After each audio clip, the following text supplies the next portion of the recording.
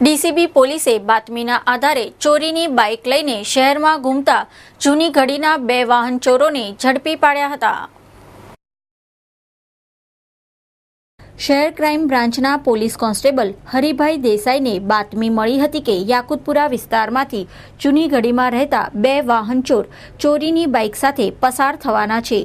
જે બાતમીના આધારે પોલીસ કોન્સ્ટેબલ હરિભાઈ દેસાઈ તથા સ્ટાફના કર્મચારીઓએ યાકુતપુરામાં વોચ ગોઠવી હતી. વોચ દરમિયાન મોઇન ખાન ઉર્ફે બાબા રસીદ ખાન પઠાણ તથા આસિફ અય્યુબ ખાન પઠાણ ચોરીની બાઇક પર યાકુતપુરામાં ઘૂમતા હતા. તે વખતે બંનેને રોકી પૂછતાછ કરી હતી. બાઇકના કાગળો માંગ્યા હતા, જે નહીં આપતા કડકાઈથી પૂછતાછ કરી હતી, જેમાં બાઇક ચોરીની હોવાની કબૂલાત કરી હતી. આ ઉપરાંત રાવપુરા વિસ્તારના કપડાના શોરૂમમાં ચોરી કર્યાની કબૂલાત કરતા પોલીસે સઘન પૂછપરછ હાથ ધરી છે. પોલીસના કોન્સ્ટેબલ હરિભાઈને માહિતી મળેલી કે યાકુતપુરા વિસ્તારના રહીશ મોઇન ખાન અને આસિફ જૂની ઘડી વિસ્તારમાં રહે છે.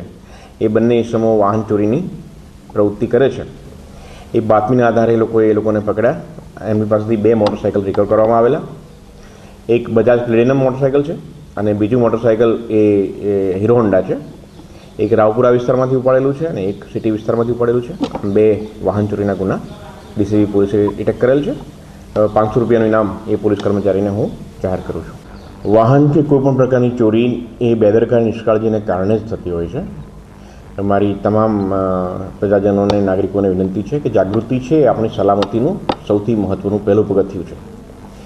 તો મોટાભાગે જે વાહન ચોર છે એ ખાસ કરીને બેઠા બેઠા જોતા હોય છે કે આ વાહનનું લોક નથી માર્યું. જે ચોરી કરવા માટે સરળ હોય એવા પ્રકારનું વાહન આ લોકો પસંદ કરતા હોય છે. વાહન ચોરોને પૂછપરછમાં નીકળે છે. તો બધાને મારી એક વિનંતી છે કે તમામ વાહનોનું પાર્કિંગ કરે, એવી જગ્યાએ પાર્ક કરે કે જ્યાં એનું પાર્કિંગમાં વોચમેન હોય, ચોકીદાર હોય. જ્યારે વાહન પાર્ક કરે ત્યારે એને બરાબર લોક મારે અને ત્યાર પછી જ વાહનને પાર્ક કરે. કોઈ પણ બિન અધિકૃત જગ્યાએ પાર્કિંગ કરે તો એના ઉપર કોઈ વોચ હોતી નથી. તમે તમારી જાગૃતિ રાખશો એટલા જ તમે સલામત રહેશો.